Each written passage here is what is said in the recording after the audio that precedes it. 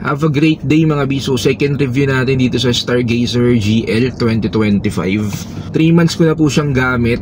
Yung fuel consumption from 14 to 16 kilometers per liter nung una kong nabili. Ngayon naglalaro na siya ng 12.6 to 14.6 kilometer per liter. So far so good. Depend pa din naman siya kahit papaano. Compare dun sa Hyundai Accent 2018 na diesel na ginagamit ko before bago ako magpalit na itong Stargazer. Alos ganun din katipid to. Napamahal lang ako dito siguro ng mga 300 to 500 pesos sa nadagdag ko sa pagpapagas. Kasi yung Accent ko before is diesel yon, mas mura. Ngayon ito gas, yung pinapalagay ko dito is V-Power. So kaya medyo mahal. Pero kung yung fuel consumption, sobrang tipid po na itong Stargazer GL 2025. Tapos yung mga may sira, wala naman 3 months. Wala namang nasira or mga nangyaring pangit or kakaiba. Okay naman, goods na goods. So yung power ng makina nandun pa rin. Ang lakas ng hatak niya kahit automatic siya.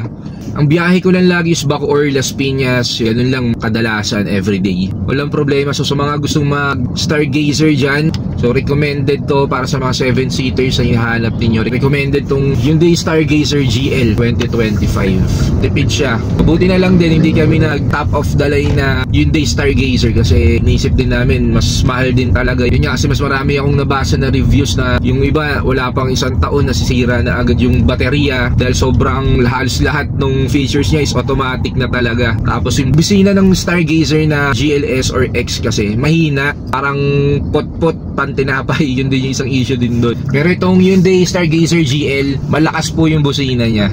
Paparinig ko sa inyo.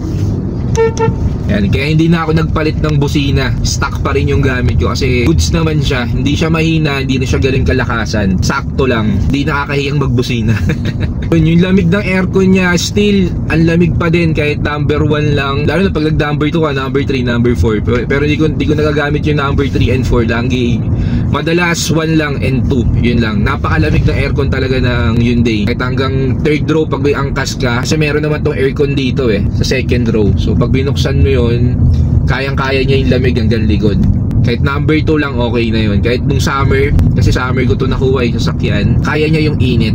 Mga pinapalit ko dito na bago sa yung aftermarket na dito sa Stargazer GL, yung monitor lang kasi radio type lang siya maliit lang. So pinapalitan ko lang siya ng 360. Recorded camera na rin siya. Laking bagay, at least di na ako maglalagay ng dashcam. Yung mag-stock pa din. So yun, magre-review na lang ulit ako sa susunod after ng change oil ko. Pag 7,500 na yung takbo nitong Stargazer GL 2025. So yun, hanggang dito na lang. Bye-bye.